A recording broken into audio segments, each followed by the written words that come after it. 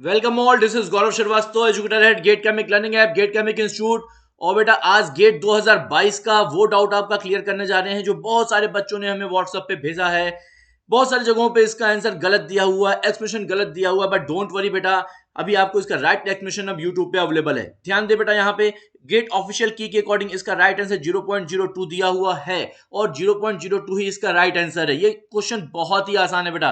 ध्यान दे यहाँ पे, यहाँ क्या कह रहा है consider a bare long copper tube wire of 1 mm dia. एक आपका कॉपर वायर है जिसका 1 mm डाया है, इसका सरफेस टेम्परेचर TS है, एम्बियंट टेम्परेचर TA है, सरफेस का टेम्परेचर आपकी एम्बियंट के टेम्परेचर से ज्यादा है। अब यहाँ पे कह रहा है कि इस वायर को आप कोट कर रहे हो, 2 mm का एक इंसुलेशन मटेरियल इसके ऊपर लगा रहे हो। अब कह रहा है यहाँ पे कन्वर्टिव हीट ट्रांसफर कोएफिशिएंट अगर 20 वाट पर मीटर स्क्वायर पर केल्विन है और अगर आप एज्यूम कर लो कि TS और TA अनचेंज्ड रह रहा है, तो हीट लॉस इस वायर से अगर हम करना चाहते हैं तो मैक्सिमम वैल्यू थर्मल कंडक्टिविटी की क्या होनी चाहिए। देखो बेटा, यहां पे हमने इसको फॉर्मुलेट कर दिया, आप देख सकते हो ये है आपका base wire, this is your base wire जिसका 1 mm आपका डाया दिया हुआ है, यानी कि इसका रेडियस हो गया 0.5 mm। इट मींस आप यहां पे आर आई की वैल्यू दे सकते हो 0.5। मीटर में लिखना चाहते हो तो multiplied by 10 to the power -3 कर देना, ये आपका मीटर में आ गया। और इंसुलेशन लगाने के बाद जो आउटसाइड रेडियस आपको मिलता है वो है आपका 2.5 mm। तो यहां पे भी इसको हम लोग बेटा कन्वर्ट कर देते हैं SI यूनिट यानी कि मीटर में। अभी यहां ध्यान देंगे बेटा, हमसे पूछा क्या है, हमसे पूछ रहा है कि जब आपका Q मिल रहा था बेयर पाइप से और जब आपको क्यू मिल रहा है इंसुलेशन लगाने के बाद, ध्यान से सुनना बेटा, इंसुलेशन लगाने के बाद जो आपको नया वाला क्यू मिल रहा है ये वाला क्यू इससे कम होना चाहिए। और इससे कम रखने के लिए आपको के की वह मैक्सिमम वैल्यू कितनी रखी जा सकती है यहां पर। तो ध्यान दो बेटा, जब बेयर था तो केवल आपका ये वायर दिख रहा था, डायरेक्टली आपका ऊपर एक कंडक्टिव रेजिस्टेंस की लेयर लगती और जो आप यहां पे रेट ऑफ हीट ट्रांसफर को कैलकुलेट करने के लिए फॉर्मूला यूज करते वो होता simple H A delta T. और डेल्टा टी यहां क्या है, डेल्टा टी आपका है TS - TA और बेटा ये इनिशियल स्टार्ट वाला है एरिया आउटसाइड, जब कोई भी इंसुलेशन ऊपर नहीं लगाया गया था, यानी कि आपको रेडियस जो लेना है 0.5 mm लेके ये वाला निकालने का है। और इसकी वैल्यू ज्यादा होनी चाहिए कब, सेकंड केस से, यानी कि अभी आप यहां पे लिखने वाले हो total delta T upon sum of all resistances. और अभी आप देख सकते हो एक रेजिस्टेंस आपका एच है और इस समय ए आपका ए नॉट हो जाएगा बेटा, और दूसरा आपका कंडक्टिव रेजिस्टेंस है इस इंसुलेटिंग मटेरियल का, वो कैसे निकलेगा, वो निकल जाएगा ln of R naught by R I upon K two pi N. अभी आपको बेटा यहां क्या निकालना है, आपको यहां पे निकालना है इसी के की वैल्यू।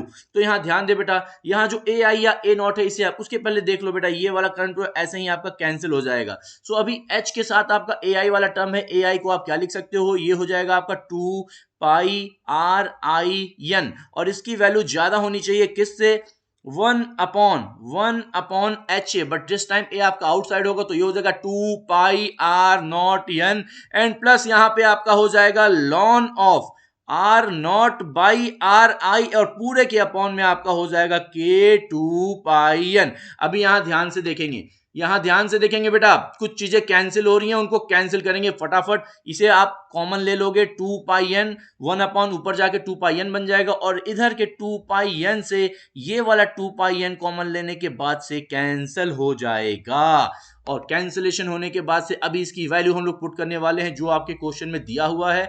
H की वैल्यू दी हुई थी SI में 20 और RI की वैल्यू है हमारे 0.5 mm, यानी कि 0.005 मत लिखना 0005, क्योंकि ये 5 mm नहीं है, ये 0.5 mm है। और इसकी वैल्यू ज्यादा होनी चाहिए किससे, 1/20 मल्टीप्लाइड बाई, अभी आपका 2.5 mm हो गया है ना, देख सकते हो नया वाला इंसुलेशन कितना हो गया, ये 2.5 mm। नया वाला इंसुलेशन लगाने के बाद जो रेडियस हो गया वो हो गया आपका आउटसाइड 2.5 mm। तो यहाँ पे आप देख सकते हो 2.5 mm का मतलब हो गया 0.002, ये हो गया 2 mm और ये हो गया 2.5 mm। ओके बेटा, एंड प्लस यहाँ पे लिख दोगे लॉन ऑफ आर नॉट की वैल्यू आपकी कितनी दी हुई है, ये है आपका 2.5 mm और आर आई की वैल्यू दी हुई है कितनी, 0.5 mm। यहाँ mm में ले सकते हो क्योंकि आपकी यूनिट कैंसिल हो जाएगी, चाहो तो multiplied by 10 to the -3, numerator denominator दोनों साइड होगा तो ये कैंसिल हो जाएगा, तो लिखने का कोई रिक्वायरमेंट नहीं है, ये हो गया अपॉन में के।